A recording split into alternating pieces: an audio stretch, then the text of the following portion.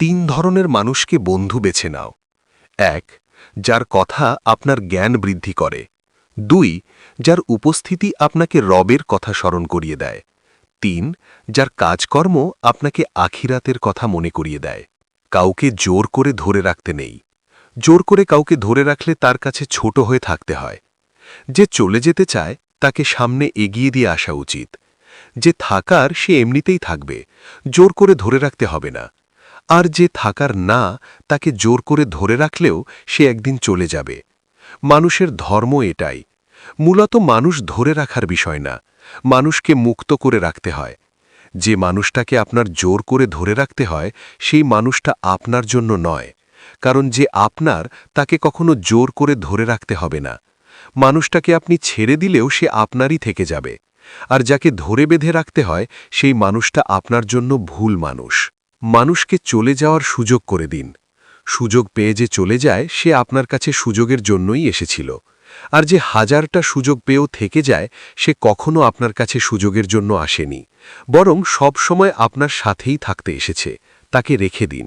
Social distance তার কাছ থেকে শিখুন, যারা নিজেদের কাজ হয়ে গেলেই আপনার কাছ থেকে দূরত্ব বজায় রাখে। অনেক চেনা মানুষের অচেনা রূপ দেখলাম। খারাপ সময় ঠিকই একদিন শেষ হবে, কিন্তু বহুরূপী মানুষগুলোর ব্যবহার মনে গেঁথে থাকবে আজীবন।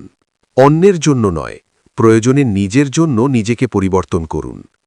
একটা বিশ্বস্ত কাঁধ পেলে জীবন সহজ হয়ে যায়।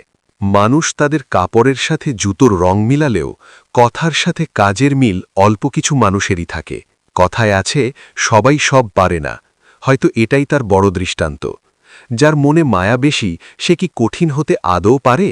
যেমন অযত্নে রাখা প্রতিটি বস্তু সহজে নষ্ট হয়ে যায়, তেমনি অযত্নে রাখা অনুভূতিও সহজেই হারিয়ে যায়। সব সম্পর্কেই একজন ভালো থাকে, আরেকজন কষ্টে থাকে। মানুষ কিন্তু অন্যের জন্যই নিজেকে পরিবর্তন করে ফেলে, নিজের জন্য নয়। যদিও নিজের জন্য নিজেকে পরিবর্তন করা উচিত। অস্থায়ী মানুষ সর্বদাই স্থায়ীভাবে স্মৃতির পাতা জুড়ে থাকে। শুধু সবজি দিয়ে যেমন রান্না হয় না, তার জন্য মশলাপাতি লাগে, তেমনি শুধু ভালোবাসা দিয়ে সম্পর্ক হয় না, তার সঙ্গে বিশ্বাস ও যত্ন লাগে। বয়সে বড় মেয়ে বিয়ে করলে কি হয়?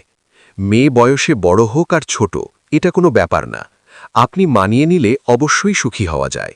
যখন আপনি ব্যস্ত থাকেন, তখন সব কিছুই সহজ বলে মনে হয়, কিন্তু অলস হলে কোনো কিছুই সহজ বলে মনে হয় না।